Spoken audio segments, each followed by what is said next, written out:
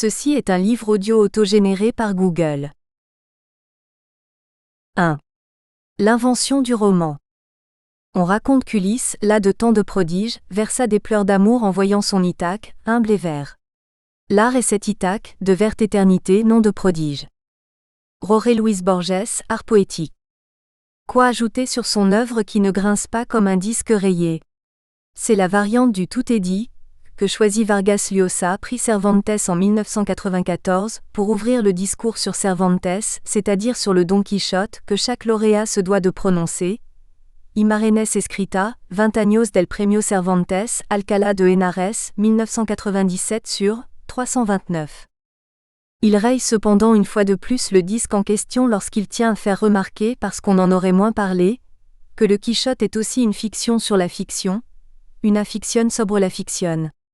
Contrairement à ce qu'avance l'illustre romancier péruvien, l'idée est à ce point ancienne qu'on peut en faire l'histoire. On peut la refaire en chaussant les bottes de 7 lieues. Seul le point d'arrivée importe. Le Don Quichotte peut être ou doit être tenu comme le premier roman moderne. Le genre romanesque aurait donc son ancêtre. Mais si le roman moderne a trouvé son commencement, la question gênante, incongrue du commencement de ce commencement reste sinon entière, du moins posée. Il faut alors passer de la perspective historique à une lecture poétique, une réflexion sur l'élaboration d'un texte comme espace de création. Ou mieux, dans le cas du Don Quichotte, il est plus exact de parler d'invention. L'adoption de ce mot n'est pas sans conséquence sur l'interprétation qu'on peut donner de l'écriture cervantine.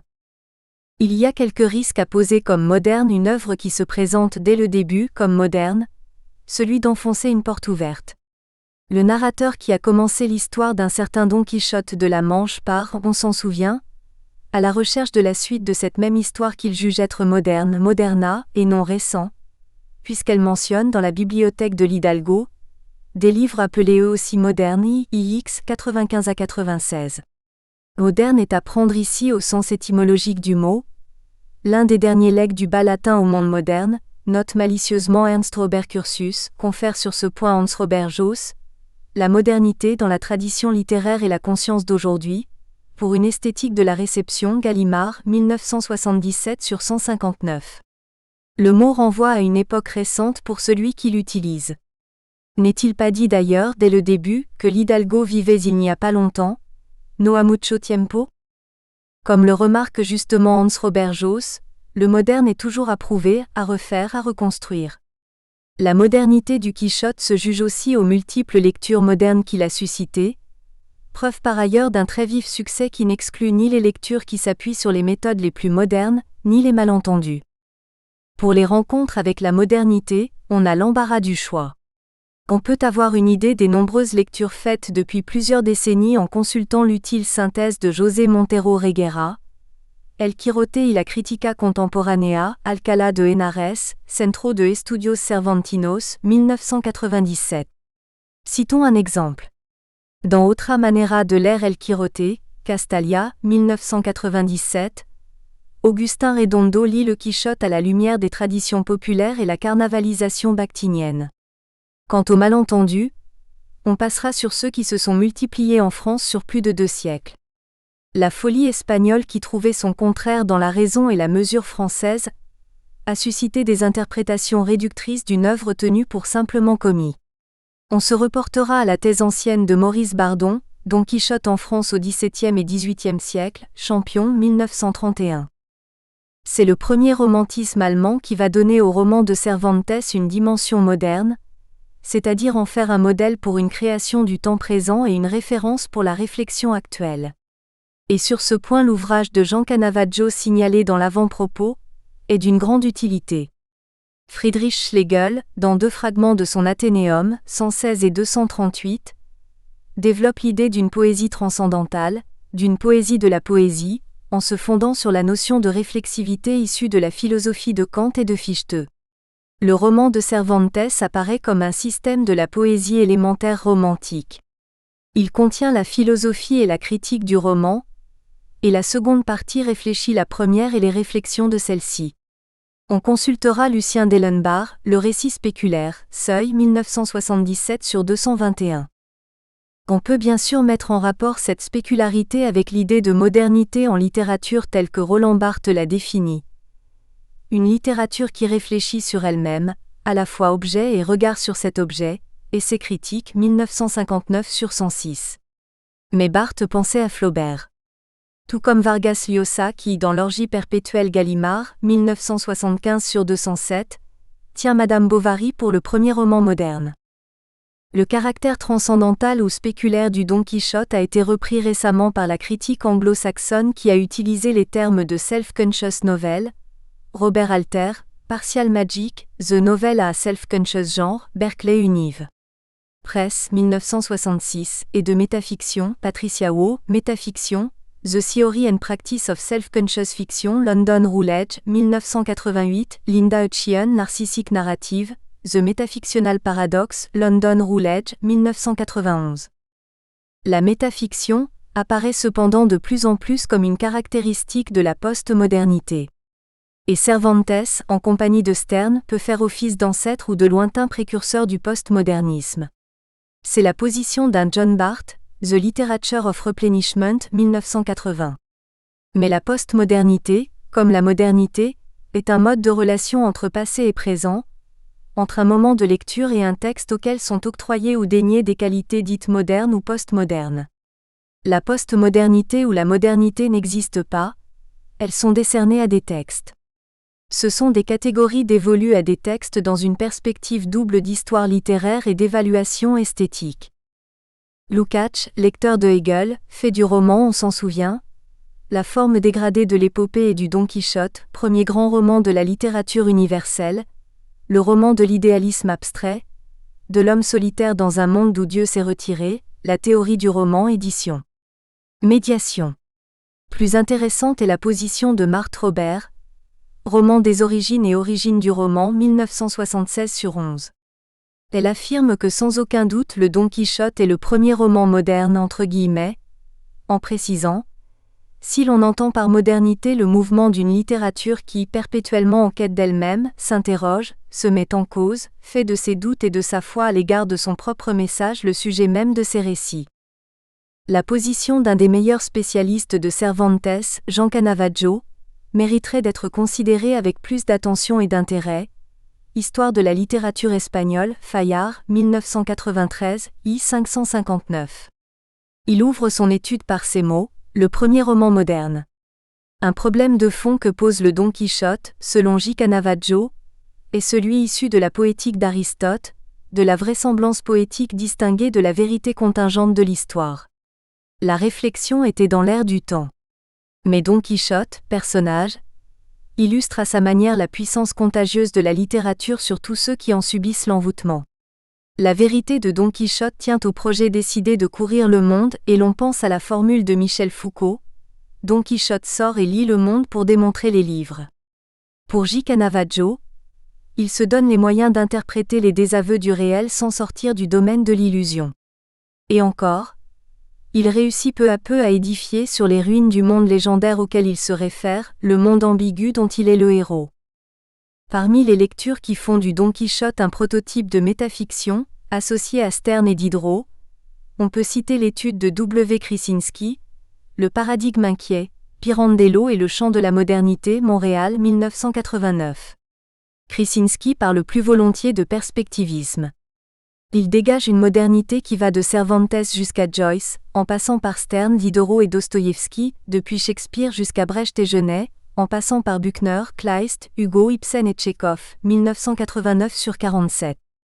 Il s'agit de délimiter une épistème moderne dans le théâtre et la littérature, et il renvoie bien sûr à M. Foucault, Les mots et les choses pour la notion d'épistème, mais aussi à son texte Distance, Aspect, Origine, Théorie d'ensemble, Seuil 1968 sur 17, pour la configuration d'un réseau de textes, d'un métasystème qui autorise un parcours réversible. Il s'appuie également sur la notion de série utilisée par Tinianov, présentée par Tetodorov, Théorie de la littérature 1965 sur 21. Il peut ainsi dégager 4 invariants ou poétiques de la modernité: subjectivité, ironie, fragmentation, autoréflexivité, et il fait du Don Quichotte le point d'origine absolu de la modernité littéraire occidentale 1989/51, et de Cervantes un précurseur de Pirandello, une sorte de réservoir de structures qui se développeront plus tard sous différentes formes dans ce que nous appelons ici la ligne pré-pirandélienne de la modernité 1989/232. Dans le Quichotte, à l'instar de certains critiques, le curé du village s'adonne à la pratique du métasystème et de la série tignanienne. Recevant entre les mains l'Amadis, il dit « I.V.I. D'après ce que j'ai entendu dire, c'est le premier roman de chevalerie qu'on ait imprimé en Espagne, et tous ceux qui ont été écrits par la suite l'ont pris pour modèle. Il me paraît donc qu'en tant que fondateur d'une secte dangereuse, nous devons le condamner sans rémission au bûcher. Según he oído decir este libro fue el primero de caballerías que se imprimió en España, y todos los demás han tomado principio y origen d'est, y así, me lo parece que como a dogmatizador de una secta tan mala, le debemos, sin excusa alguna, condenar al fuego. Le curé parle de premier livre au lieu de prototype, de secte au lieu de système ou de série, de dogmatiseur au lieu de modèle. Mais il décrit la constitution d'un genre, avec toutefois une prudence qu'on ne retrouve pas chez les littéraires. Il parle de premier livre imprimé, mais se garde bien de parler d'écriture, encore moins de conception poétique.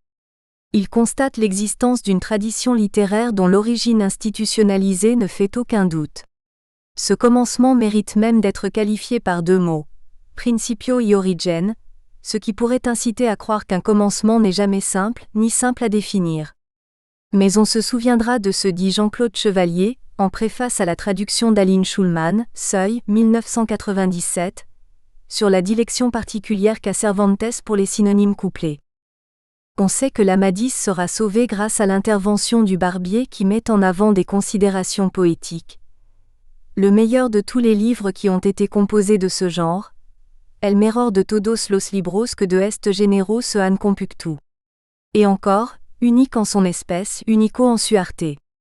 Il ne s'agit donc pas seulement d'être le premier, mais d'être le meilleur.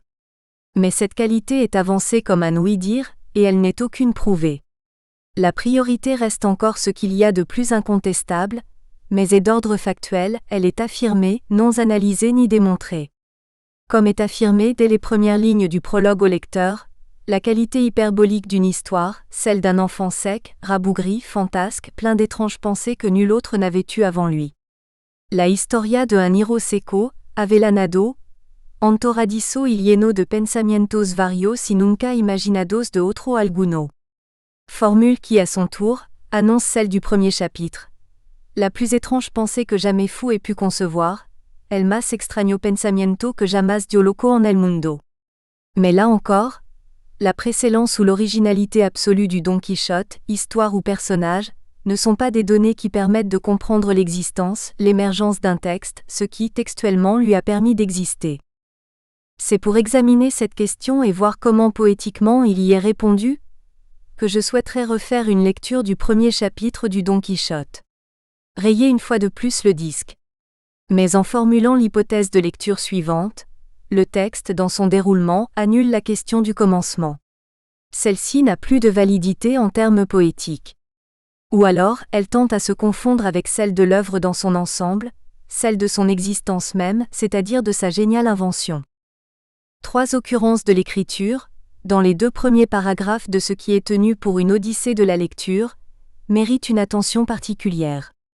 Le lecteur découvre un lecteur hyperbolique, pris d'une passion exclusive qui ne respecte plus l'équilibre entre la vie et les loisirs, le travail ou les devoirs d'une vie sociale et le temps libre, l'otium des anciens.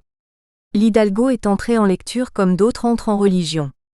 Il s'agit d'une véritable vocation dont le caractère impérieux est souligné par le fait qu'il vend des terres pour acheter des livres. Le lecteur apprend bien vite qu'il se montre très soucieux des mérites respectifs des protagonistes, des héros des histoires qu'il dévore. Pourtant, la deuxième indication concernant sa manière de lire est clairement d'ordre poétique, stylistique plus précisément, les qualités de style de Feliciano de Silva. Sans doute, l'Hidalgo se prend à réfléchir sur le nombre infini de blessures reçues par Don Belianis, sur l'habileté de ses médecins, mais Pero con todo, cette réflexion portant sur la vérité ou la vraisemblance de l'histoire est provoquée par la confrontation du texte lu avec la réalité dans laquelle vit le lecteur, n'est pas ce qui caractérise, ce qui singularise la lecture pratiquée par l'Hidalgo. En dépit, compte au dos de cette épineuse question de crédibilité, la lecture continue de se situer au niveau de la composition, niveau déjà signalé, los que compuso el famoso Feliciano. Et l'Hidalgo apprécie chez cet auteur, et non dans l'histoire lue, la manière avec laquelle il choisit de terminer son livre, libro est-il précisé, sans proposer une fin véritable, aquel acabar su libro con la promesa de aquella inacabable aventura. Cette fausse fin laisse en effet la possibilité au lecteur qu'est l'Hidalgo d'écrire une suite. Y muchas veces le vino deseo de tomar la pluma y dar fin al pie de la letra, como Ali se promette. Ce qui contrarie cette vocation d'écrivain, ce sont de grandes et continuelles pensées, mayor y continuo pensamientos. Ces pensées sont celles d'un lecteur qui, oubliant ses livres, se met à discuter souvent avec son curé, tuvo muchas veces competencia con el cura de su lugar, sur les mérites respectifs des différents héros de ses lectures. L'Hidalgo s'enferme dans ses lectures, elle se enfrasco tanto en su lectura. Sa vie se confond avec une passion monomaniaque. On connaît la suite. Il y a donc chez cet Hidalgo ce qui ne peut être appelé autrement qu'une vocation manquée. La lecture passionnée appelle l'écriture. Autant dire que l'écriture serait seconde par rapport à la lecture. Sur ce point, les témoignages abondent. Songeons aux années d'apprentissage d'un certain Jean-Paul dans les mots. Ou plus subtilement, aux conséquences sur l'esprit du jeune Jean-Jacques des lectures passionnées pratiquées par son père et qui se poursuivaient jusqu'au premier cri des hirondelles au petit matin. Allons nous coucher, je suis plus enfant que toi. L'histoire de l'Hidalgo dit, dès son début, que l'écriture naît du désir d'écrire une suite à ce qui était lu, donc déjà écrit et imprimé. Ce qui est à écrire, un projet d'écriture vient après, ne peut venir qu'après, ce qui a été déjà écrit. Mais peut-être ne s'agit-il que de l'écriture vue et comprise par un certain Hidalgo? À preuve ce qu'il se dit à lui-même, hablando consigo mesmo au chapitre suivant I2, au moment même où il se met en route. Lorsque dans les siècles à venir, on publiera la véridique histoire de mes prouesses, le sage qui les aura écrites racontera ma première et matinale sortie à n'en pas douter de la manière qui suit. Quien duda sino que en los venideros tiempos, cuando salga a luz la verdadera historia de mi famosos hechos, que el sabio que los escribieron ponga, cuando llegue a contar esta mi primera salida tan de mañana d'esta manera. L'écriture qu'imagine alors Don Quichotte de la Manche, inspirée de ses lectures, et non plus un texte postiche, suite donnée à un autre, mais un pastiche de commencement tenu pour poétique, à l'intérieur d'une certaine tradition, selon les canons du genre auxquels correspondent les livres de chevalerie. L'affaire semble entendue. L'écriture des hauts faits ne peut que venir après l'exécution de ces hauts faits. Un livre inachevé appelle une suite. Et chose inouïe, Cervantes l'apprendra à ses dépens, après avoir publié son premier volume. Revenons au premier chapitre. Le lecteur, à la fin du premier paragraphe, apprend qu'il existe quelques doutes sur le surnom de l'Hidalgo de la Manche, quieren decir que tenía el sobrenombre de Quijada ou Quesada, et qu'il a quelques différends, trad de César Houdin ou divergences, Louis Viardot, entre les auteurs qui en ont écrit Louis Viardot, que en esto et alguna diferencia en los autores que d'este caso escriben. De plus, il n'y a pas de correspondance entre le surnom et le nom qui apparaît dans le titre. Le lecteur apprend ou comprend que l'histoire qui vient à peine de commencer a déjà été écrite et de plusieurs manières. On a beaucoup insisté sur ce flottement, sur cette indétermination, tenue par notre siècle pour moderne par rapport à une précision tenue pour réaliste, c'est-à-dire du siècle dernier, dans laquelle l'histoire s'installe. D'autant plus qu'elle est présentée comme peu importante à notre compte, nuestro cuento. On doit s'interroger sur le ou l'essence à donner ici à notre. Quelques lignes plus hautes il était question de notre gentilhomme, nuestro Hidalgo. Le lecteur qui venait de découvrir avec une précision extrême, nourriture, vêtements, les conditions d'existence d'un Hidalgo pouvait faire grâce à ce possessif, du personnage ainsi évoqué un tiers devenu familier, campant entre narrateur et lecteur, passé du camp du narrateur, détenteur d'informations précises, à celui du lecteur.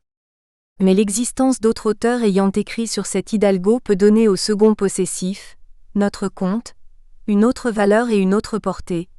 le narrateur se voit obligé d'insister sur la singularité d'une histoire, matière indivise entre lui et d'autres.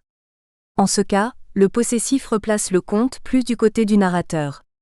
À moins que celui-ci, fort de l'emploi du premier possessif, n'en profite pour renforcer la complicité entre lui et le lecteur. Quelle que soit l'interprétation, l'existence de versions antérieures vient peser, et ce dès le début, sur l'histoire à raconter.